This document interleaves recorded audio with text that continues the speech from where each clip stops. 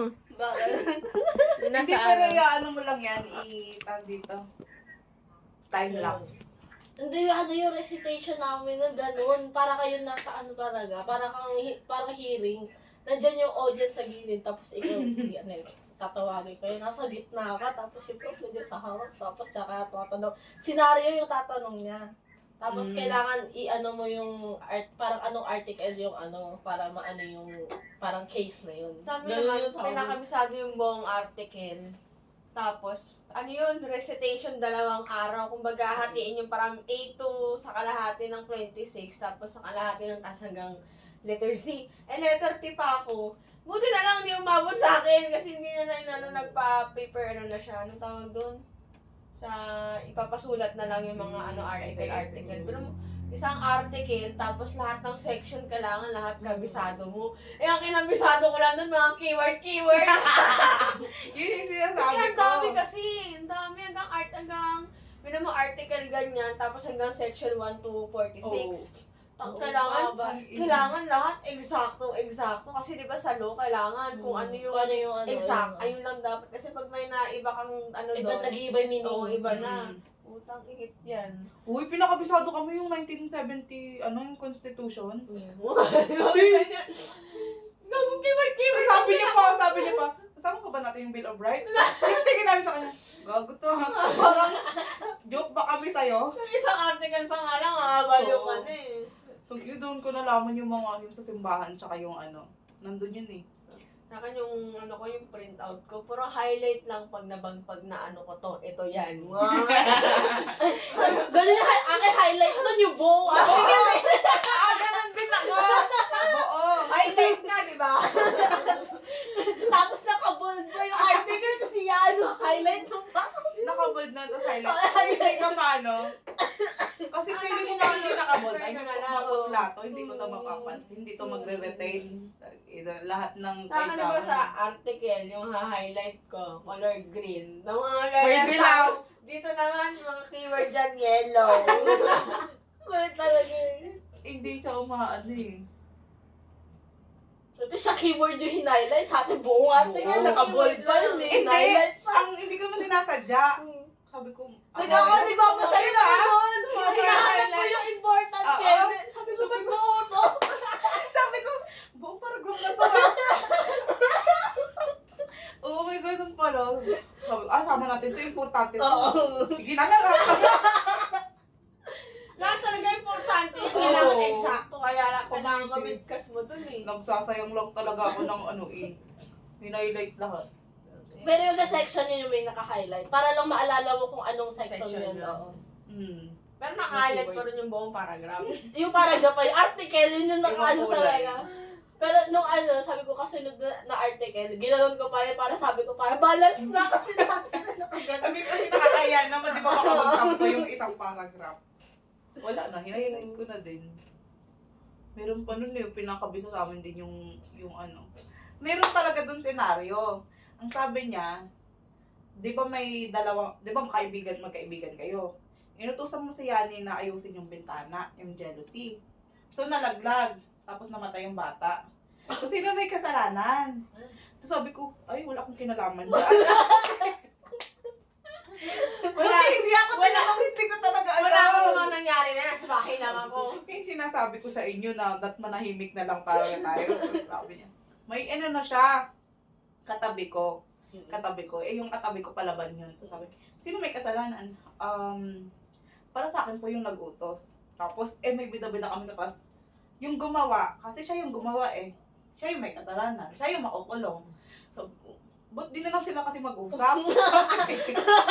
Sabi nung katabi, hindi pwede yun sa Hindi, accessories of the crime pa rin siya. Accessories nga, sabi nila. Tapos, nililito na siya nung prof. O, ba't siya yung may kasalanan? Ay, baka kasi pwede pa yun pag-usapan nung dalawa. Mali! Sinabi niya din. Mali din siya. Sabi ko sa'yo, maniwala ka.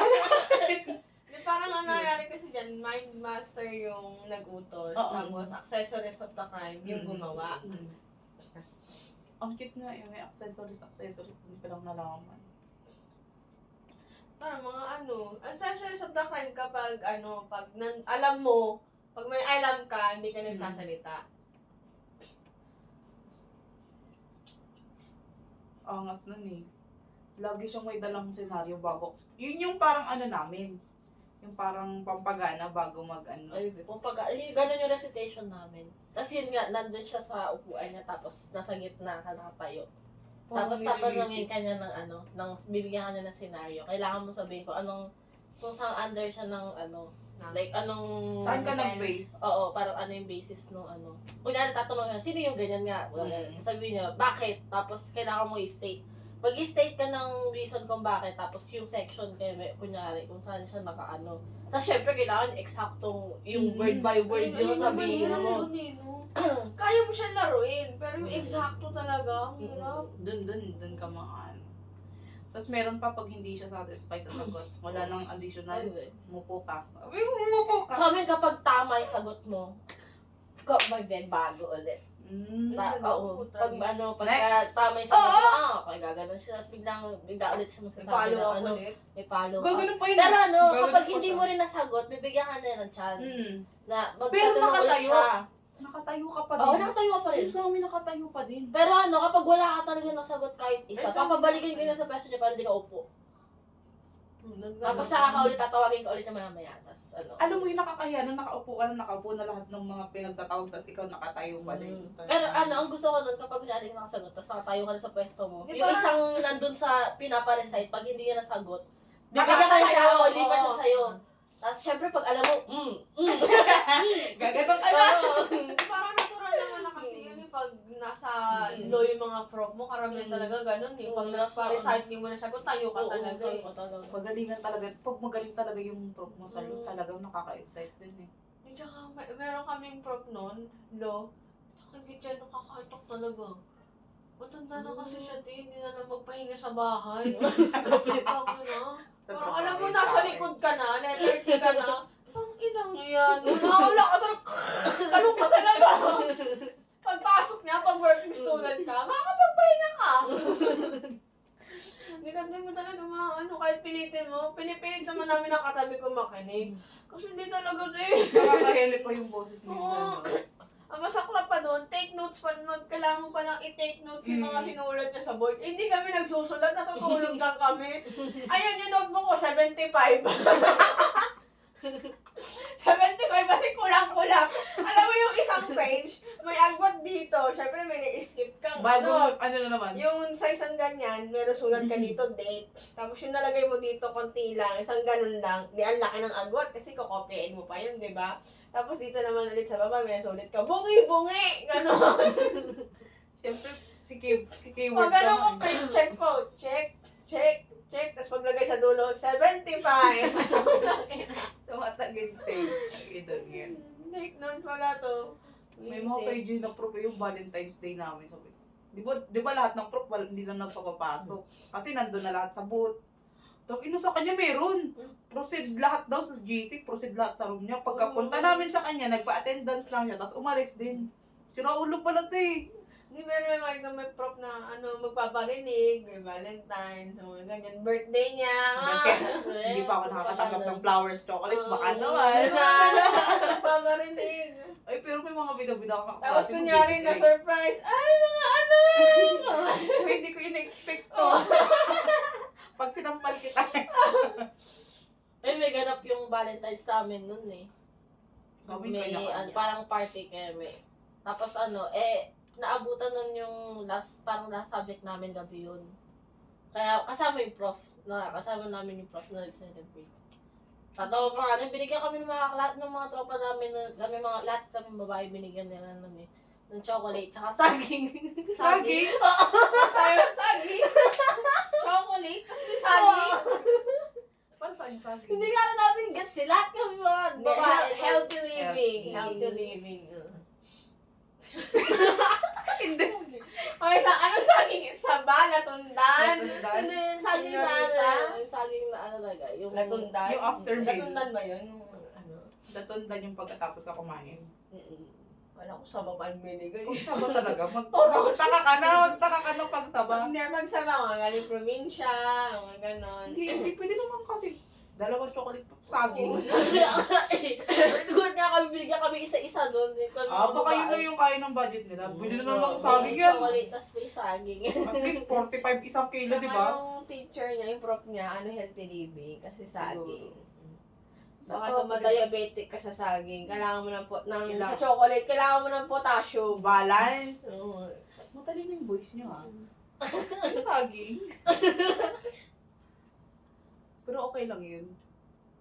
At least binigyan kayo. Kami nga wala, dead mind. Ay, yung prof ko na, kaklase ko pala namimigay, yung mayor namin. Namimigay siya lagi ng chocolate. Yung ano lang, yung mga council, ang tawag din yung mga SSG officer. Ganun. May mga hello sila binibigay. Yung Tapos, hello na. Kaya nun yung mayor namin, may note pa. may note yung hello sa likod. Mm. Yung inot, ngiti-ngiti pa ako. Nung kasi ako una binigyan, nakala ko, ano lang, random. Pila pala sa likod, te. Shoot ang gina. Yan yung sa amin, officer din namin, binigyan din kami ng ano. Ng Mga hello. officer, yung class officer. Yung Sila mga kasi, ano. sila yung nag-set up nung nung Mm. party. Tapos binigyan din nila kami nung yun. Tapos may mga boot ang galing. May nakakamiss din mag-aaral, no? Pero yung pag-aaral mismo na process, Mag-aaral hindi. hindi. No! Nakakamiss lang mag-aaral. Yung idea lang, papasok. Oo, ganun. Pero yung mag-aaral na mismo, hindi. Kung may stress ka mag-review, mag-exam, hindi. Hindi kaya yun, papasok ka lang. Tapos enjoyin mo lang yung araw. Tapos wala nang school. Kasi nag-pandemic kasi, hindi Mm. masyado natin na-enjoy. Hindi na yun. Ito lang, hindi ko din na-enjoy. First year tsaka fourth year lang yung pinasok ko eh. Second year, third year sa bahay. First year, tapos kalahati ng taon ng second Ng year. second year, March. Saya ko pa yun, walang pasok ng 1 week. Oh, Sa amin kalahati nung namin, nung first year namin, online na din eh. naging isang taon eh. Baya parang first sem, tapos yung second sem na kalahati. Kasi yun yung second sem kalahati na ng time na nagkaroon, yung nagkaroon na. Pero may establish ka na doon na friend talaga. Oo, meron ma. Kasi kami established na yun. Ang tagal, nakaisang Tagal. taon kalahati na kami. Isang lang eh. Kalahati lang talaga eh. Pero ayun nga, kami pa rin ngayon na magkakaklose. Yun yung Pero magro-Robinson tayo. Oo, ayun yun, tagal nyo eh. Tingnan ko muna kung maliligo o hindi. Go. Mag-inimay. Huwag ka na maligo, Tin. Huwag ka na pala maligo. Kasi nakala naman sa inyo eh. Sige na, maligo ka na para pag tinamad ka. At least nakaligo ka na. Okay ba na reason? Walang choice. Kaya hindi na. Hindi na. Wala